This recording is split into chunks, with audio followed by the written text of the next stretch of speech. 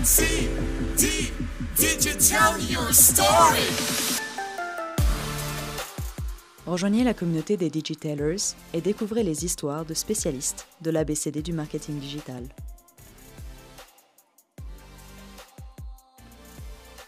Aujourd'hui, exceptionnellement, nous n'allons pas utiliser le D de l'ABCD du marketing digital pour parler de design thinking, mais du mois de décembre, pour revenir sur le calendrier de l'Avent des Digitailers en parlant des gagnants, des résultats et des bonnes pratiques. Hello les Digitailers, on se retrouve pour le 23e épisode de ce podcast, mais avec une édition un peu spéciale. Cette fois-ci, nous n'allons pas parler de design thinking, mais plutôt du D de décembre, pour revenir sur le calendrier de l'Avent des Digitailers. Donc pour celles et ceux qui n'ont peut-être pas vu mes publications en décembre sur Instagram, sur mon compte @digitalia.ch et sur mon profil LinkedIn, en fait j'ai lancé un calendrier en décembre avec des astuces en marketing digital tous les jours et avec en fait un tirage au sort à la fin de ce calendrier de l'Avent pour offrir 3 cadeaux différents à 3 des participants.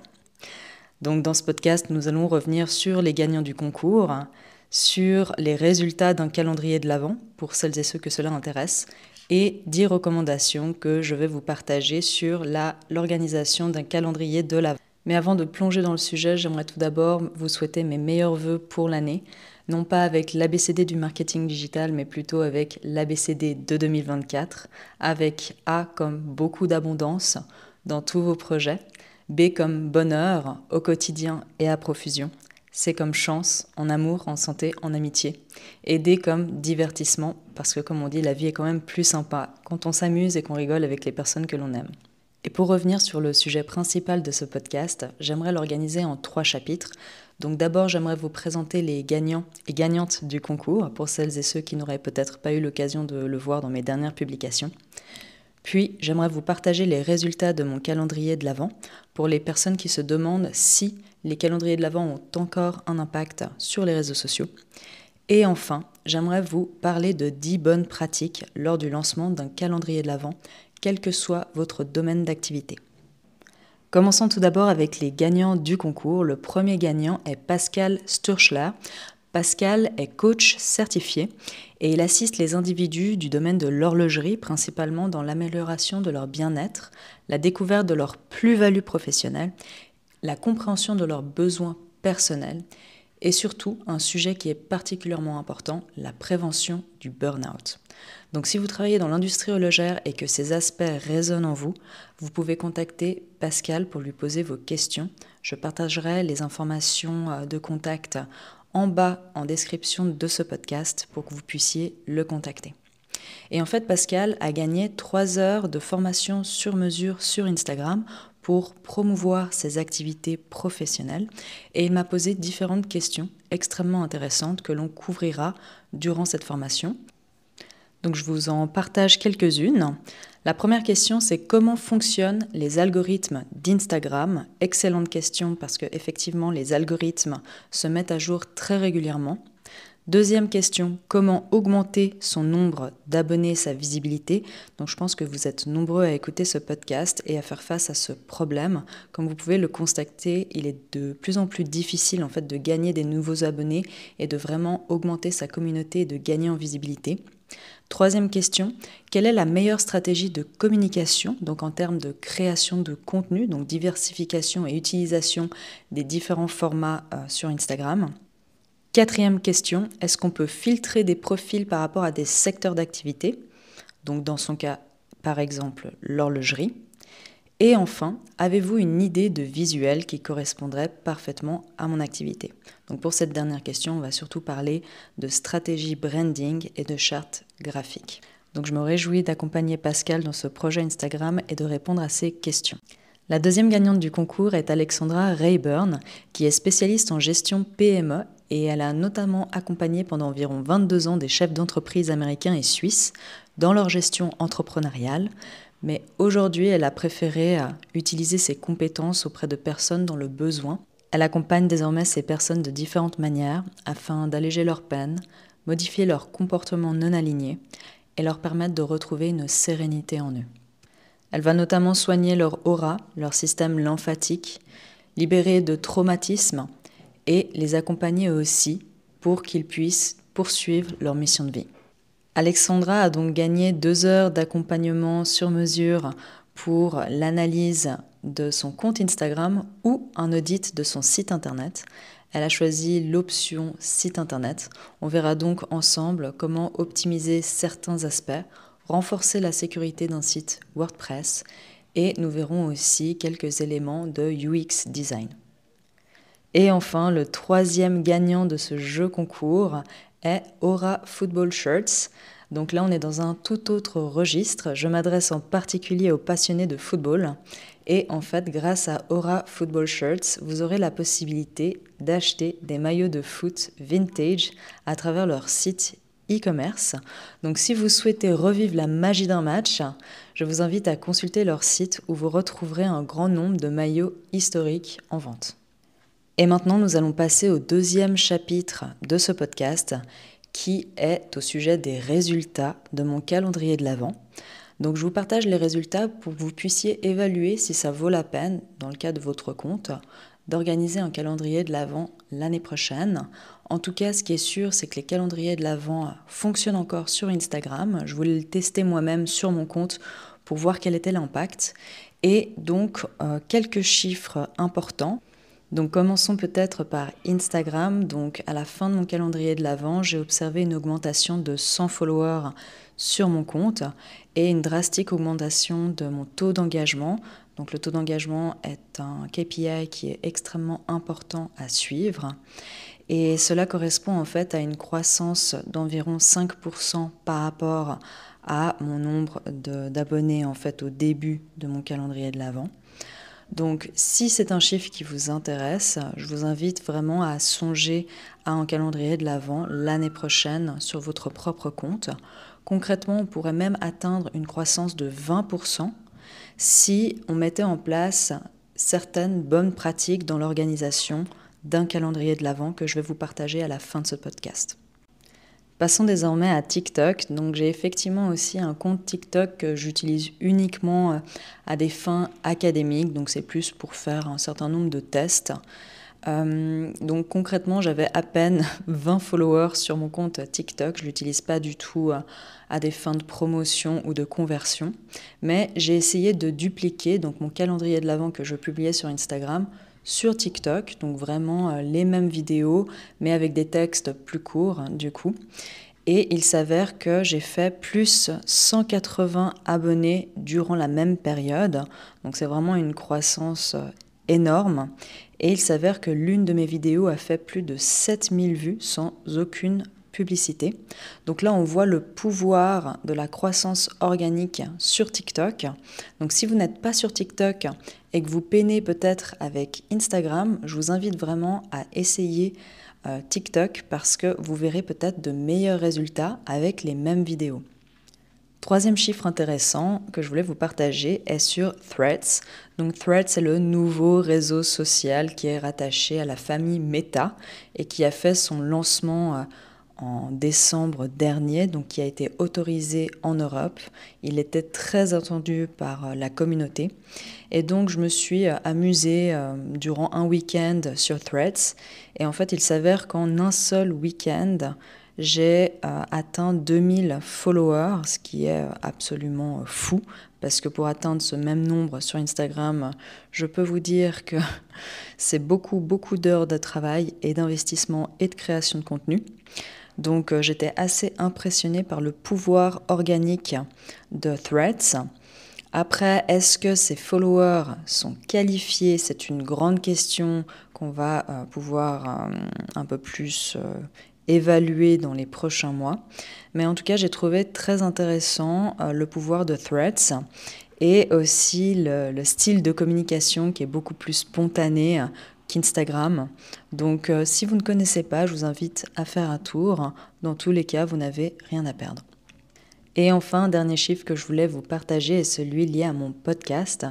Donc lors de mon calendrier de l'Avent, j'ai observé plus 40 écoutes.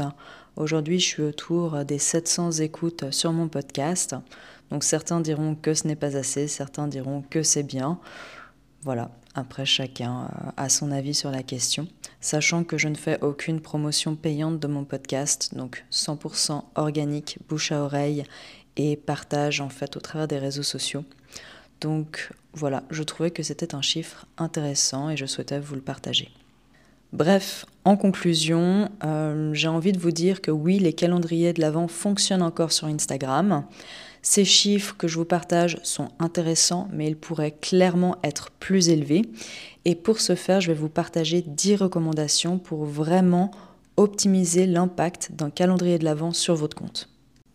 Donc nous arrivons désormais au dernier chapitre de ce podcast avec les 10 recommandations pour un calendrier de l'Avent avec un impact optimisé. Donc première recommandation, c'est de commencer à communiquer avant le lancement de votre calendrier de l'Avent. Donc en fait, j'ai observé beaucoup trop de comptes qui ont lancé des calendriers de l'Avent et qui ont commencé à communiquer le jour J. Donc en fait, il faut savoir que ça fonctionne comme toute autre stratégie de communication. On fait une stratégie de communication de pré-lancement, de lancement et de post-lancement, en quelque sorte. Et cela va vous permettre de vraiment optimiser votre impact et d'attirer l'attention avant en fait qu'il y ait trop de personnes qui communiquent sur leur calendrier de l'Avent. Deuxième recommandation, faites des collaborations pour croiser vos audiences. Donc en fait, l'idéal, c'est d'organiser chaque jour un prix à gagner avec un compte avec qui vous collaborez ou avec un influenceur avec qui vous collaborez. Chose que je n'ai personnellement pas faite. Donc moi, j'ai uniquement publié des vidéos de type tutoriel, mais sans collaboration. Pourquoi ? Parce que ce type de calendrier de l'Avent, donc avec collaboration, est extrêmement puissante. Mais le problème, c'est que cela prend du temps à organiser. Et malheureusement, je n'ai pas pu prendre le temps d'organiser toutes ces collaborations, c'est-à-dire donc 24 collaborations dans le cadre d'un calendrier de l'Avent. Donc si vous le faites, sachez que c'est extrêmement puissant, mais par contre, il faut prévoir parfois jusqu'à 3 mois à l'avance pour organiser un calendrier de l'Avent qui vous permet des collaborations chaque jour. Troisième recommandation, offrez des cadeaux qui sont suffisamment importants et au mieux tous les jours. Pourquoi ? Parce que la concurrence est très rude. Il y a énormément de calendriers de l'Avent qui sont organisés sur Instagram. Donc si vous voulez attirer l'attention et susciter l'intérêt, il faut vraiment que votre cadeau puisse résoudre une souffrance ou répondre à un besoin spécifique de votre audience. Quatrième recommandation, créer du contenu et publier, c'est bien. Mais en réalité, ce qui est le plus important, c'est de faire sa routine d'engagement au quotidien. Ça veut dire que, déjà de 1, vous allez répondre à tous les commentaires. 2, vous allez liker et commenter les publications des autres. Et 3, vous allez partager votre visibilité avec d'autres comptes. Donc, soit par exemple en les partageant en story ou autre. Donc en fait, la règle du jeu qui est clé sur les réseaux sociaux, c'est de mettre les autres en avant, c'est de partager votre visibilité, c'est d'aider. On est vraiment dans une logique de communauté. Cinquième recommandation, utilisez des stratégies de croissance durant votre calendrier de l'Avent, notamment avec, par exemple, l'organisation de campagnes payantes ou l'utilisation de l'automatisation. Pourquoi ? Parce qu'en fait, si vous ne comptez que sur l'organique, vous risquez d'être déçu. Donc moi, je vous recommande vraiment de promouvoir votre calendrier de l'Avent, notamment avec une campagne payante avant le lancement. Et par exemple, si vous n'êtes pas très à l'aise avec la plateforme Meta, de booster au moins certains de vos posts qui ont le plus d'opportunités de croissance. Sixième recommandation, c'est d'utiliser tous les formats à disposition d'Instagram durant un calendrier de l'Avent. Donc par exemple, privilégier les réels, mais vous pouvez aussi alterner avec des carousels, parce que les carousels performent encore très bien sur Instagram. Et n'oubliez pas de repartager vos carousels et vos réels en story, en combinaison avec des explications ou la promotion d'autres comptes similaires. Et sinon, vous pouvez aussi utiliser les lives, notamment justement pour le lancement de votre calendrier de l'Avent ou pour la présentation des gagnants chaque jour ou à la fin de votre calendrier de l'Avent. Septième recommandation, c'est vraiment respecter vos promesses. Donc si vous lancez un calendrier de l'Avent, tenez-vous à publier chaque jour. Si vous promettez un cadeau, montrez la preuve que vous avez délivré ce cadeau. Huitième recommandation, ce serait vraiment de gérer vos haters. Donc certains diront qu'il ne faut pas leur répondre parce que du coup, vous leur apportez de la visibilité. Personnellement, je ne suis pas de cet avis. Je pense qu'il faut toujours leur répondre, mais je recommande la technique de la CNV, donc la communication non violente. Rapporter les réponses à vous-même, donc en utilisant le « je », ou utiliser le ton de l'humour pour un peu alléger en fait la situation qui peut parfois paraître dramatique. Et vous verrez que généralement quand vous êtes sympa et drôle, le hater en face se sent un peu bête et généralement il ne va pas trop vous enfoncer parce qu'il va se rendre compte que ça ne sert à rien. Vous n'êtes pas réceptif à ces critiques. Neuvième recommandation, bien évidemment, l'optimisation de votre post Instagram en termes de nombre de caractères, de hashtags, l'heure de publication et aussi l'utilisation de musique tendance. Donc voilà, ça on ne le dira jamais assez, mais je me suis dit que j'allais quand même le répéter au cas où vous ne l'aviez peut-être pas entendu auparavant. Et enfin, dernière recommandation, soignez votre stratégie de feed. Donc il y a différentes stratégies de feed. Pour celles et ceux qui ne savent pas de quoi je parle, en gros, c'est que quand on arrive sur un profil Instagram, généralement l'internaute met 3 secondes à juger la qualité de votre compte. C'est pour ça qu'il faut soigner l'esthétisme. Vous pouvez par exemple organiser votre feed en damier, donc en alternant par exemple un fond de couleur, une photo. Vous pouvez aussi l'organiser en ligne, chose que je ne recommande pas parce que vous serez constamment obligé de publier 3 posts par 3 posts, ce que l'algorithme n'aime pas trop. Vous pouvez aussi l'organiser en colonne, donc ça c'est ce que je faisais avant mon calendrier de l'Avent si vous souhaitez voir ce que ça donne. Ou en puzzle, donc c'est un format qui est très esthétique et qui peut être très utile, notamment quand vous utilisez Instagram uniquement comme vitrine. Mais par contre, si vous utilisez Instagram vraiment pour créer une communauté et générer des prospects en ligne, c'est un format qui est quand même très contraignant, que je vais donc pas forcément recommander dans ce contexte-là. Et nous arrivons au terme de ce podcast avec une petite surprise. Mais avant de vous dévoiler cette surprise, j'aimerais juste vous rappeler que si vous souhaitez en savoir plus sur le sujet du marketing digital, je vous invite à me rejoindre sur mon compte Instagram digitelia.ch. Vous pourrez retrouver toutes les vidéos tutoriels du calendrier de l'Avent sur divers sujets comme notamment Instagram, le développement web ou encore le montage vidéo ou autre.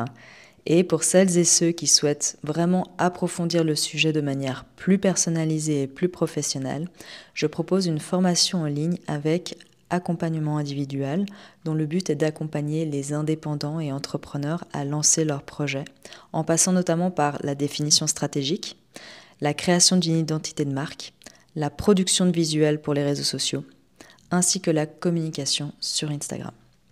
Et maintenant vous allez me dire, mais quelle est la surprise ? Alors cette surprise s'adresse vraiment aux professionnels du sport et du bien-être. Sachez que cette formation peut être accessible gratuitement. Donc si vous souhaitez en savoir plus, contactez-moi à ophélie@digitelia.ch.